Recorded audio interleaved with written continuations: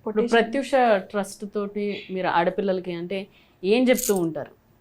నేను చేసేదే ఎంపవర్మెంట్, వాళ్ళ కాళ్ళ మీద వాళ్ళు నిలబడాలి అని చెప్పేసి నాకు తోచినంత. అంటే నేను ఫైనాన్షియల్లీ పెట్టలేను కాబట్టి ట్రస్ట్ అంటే ఏమనుకుంటే మీ దగ్గర చాలా ఉన్నాయి అనుకుంటారు. కాదమ్మా, నేను ఎక్కువ గవర్నమెంట్ ప్రాజెక్ట్స్ తీసుకుంటా.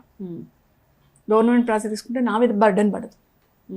అంటే ఎదుగుతున్న క్రమంలో ఇట్లా వచ్చే డైవర్షన్స్ని ఎట్లా ఎదుర్కోవాలని చెప్తూ ఉంటారు. అదే అందుకనే గవర్నమెంట్ ప్రాజెక్ట్స్ తీసుకొని వాళ్ళకి ఎంపవర్మెంట్ ఇస్తున్నాను. ఎక్కువ వాళ్ళ కాళ్ళ మీద వాళ్ళు నిలబడాలి. నేను ఎక్కువ కూడా ఏంటంటే ఇంటీరియర్ ప్లేస్, విలేజెస్, అక్కడ భువనగిరి, నల్గొండ, వరంగల్, ఖమ్మం, ఉమ్మడి ఏపీ ఉన్నప్పుడు రామచంద్రాపురం, గుంటూరు, వైజాగ్, విజయవాడ ఇవన్నీ తిరిగా నేను అప్పుడు.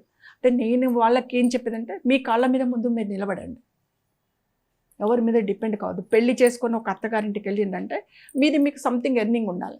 ప్రతిదానికి పూలకి, బ్లౌజ్కి, చెప్పులకి హస్బెండ్ని అడగడము, ఇక్కడ ఇంట్లో అయితే తల్లిదండ్రులను అడగడము, పెళ్ళి అయిపోతే హస్బెండ్ని అడగడం వద్దమ్మా, మీ ఎర్నింగ్ మీరు చేసుకోండి అని చెప్పేసి నేను టైలరింగ్, కంప్యూటర్స్, మగ్గం ఇలాంటివి నేర్పిస్తూ వచ్చిన వాళ్ళల్లో. అంటే స్పోకెన్ ఇంగ్లీష్ అంటే ఏదో సూపర్ మార్కెట్ ఫ్రంట్ ఆఫీస్లో ఉంటే మినిమం ఇంగ్లీష్ రావాలా వాళ్ళకి, అలా అయితే తీసుకుంటారు అని చెప్పి 10th ఇంటర్మీడియట్. ఆ కాలంలో ఏంటంటే విలేజెస్లో అన్నిట్లలో ఏంటంటే తెలుగు మీడియం ఎక్కువ, వీళ్ళకి ఇంగ్లీష్ రాదు, స్పోకెన్ ఇంగ్లీష్ అలా నేర్పించాను.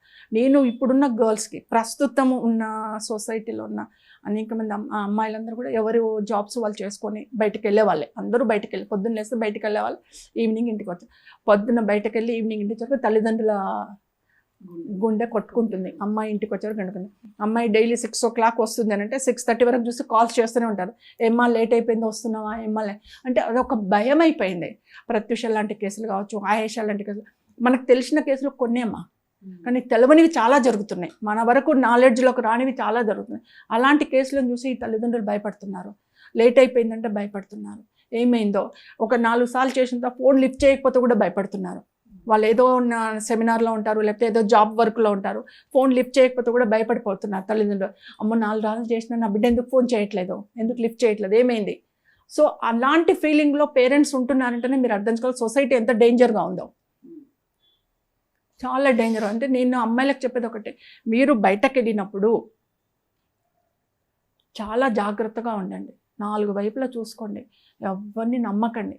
అన్నోన్ పర్సన్స్ని కాదు, మీకు తెలిసిన మగవాళ్ళని కూడా నమ్మకండి. నమ్మించి మోసం చేసే మగవాళ్ళు ఎక్కువ ఈ సొసైటీలో. మీరు వాళ్ళ చేతులకు వచ్చేసరికి చాలా బాగుంటారు, వాళ్ళ చేతులకు వచ్చేసిన తర్వాత వాళ్ళు ఏది చేయాలనుకుంటే అది చేస్తారు. లైక్ సిద్ధార్థ్ రెడ్డి. అందుకని నమ్మించి మోసం చేస్తే తెలిసిన వాళ్ళను, తెలియని వాళ్ళు, ఇంకా అన్నోన్ పర్సన్ అయితే అసలు నమ్మకండి. ఒకటి. ఇంకొకటి, పెంచిన తల్లిదండ్రులు ఉన్నారు, వాళ్ళంతా ఇప్పుడు నేనున్నా, నా కూతుర్ని పోగొట్టుకున్నా, ఆయేషాను పోగొట్టుకుంది వాళ్ళమ్మ. నరకమని పోయిన పిల్లలు పోయినరు, కానీ మేము మర్చిపోలేకపోతున్నాం. ఇంట్లో ఏమీ ఆడపిల్ల లేకపోతే ఎట్లుంటుందో, నరకం ఎట్లుంటుందో, పెంచి పోషించుకున్న పిల్ల వెళ్ళిపోయిందంటే ఎట్లా ఇంట్లో అమ్మాయి లేకుంటే ఎట్లుంటుందో మాకు తెలుసు. బాధపడుతున్నాం. ఏ పెళ్ళికి చూసినా కూడా, ఏ పెళ్లి కూతురుని చూసినా, అయ్యో పెళ్లి చేసి పంపించాల్సిన పిల్ల నేను నా కాష్టానికి పంపించేసిన, శ్మశానానికి పంపించేసిన అని చెప్పేసి నేను అనుకుంటా మనసులో. మ్యాక్సిమం నేను పెళ్ళిళ్ళకి వెళ్ళనండి, తగ్గించేసిన. అక్కడికి వెళ్తే వాళ్ళే నా కూతురే కనిపిస్తుంది. 19 years గర్ల్ని చంపేశాడు వీడు, నేను మంచిగా నా బిడ్డ ఉంటేనే ఇట్లా పెళ్లి చేసి అత్తగారింటికి పంపించింది, శ్మశానానికి పంపించుకున్నా, తగలబెట్టుకున్నా నా బిడ్డని అని చెప్పేసి నేను ఇప్పటికీ నరకం ఫీల్ అవుతున్నా. అలాంటి సిచ్యువేషన్స్ ఏ తల్లిదండ్రులకు తేకండి. మంచిగా హాయిగా తల్లిదండ్రులు చూసిన పెళ్ళి అంటే, తల్లిదండ్రులు చూసిన వాళ్ళలో చనిపోవట్లేదా అని అంటాం, మన దృష్టిలో రాసుంటే అది తప్పదమ్మా. కానీ తల్లిదండ్రుల మీద నమ్మకం పెట్టండి, సంబంధాలు తెస్తే పెళ్ళిళ్ళు చేసుకోండి, మీ లైఫ్ని సెట్ చేసుకోండి, మీ తల్లిదండ్రులను హ్యాపీగా చూడండి. తల్లిదండ్రులకు కడుపు కోత పెట్టొద్దు, మీరు ఎవరిని నమ్మకండి. Be careful. మీ జాగ్రత్తలో మీరు ఉండండి. ఉద్యోగం చేసుకోండి, చదువుకోండి, మీ జాగ్రత్తలో మీరు ఉండండి అని చెప్తున్నాను.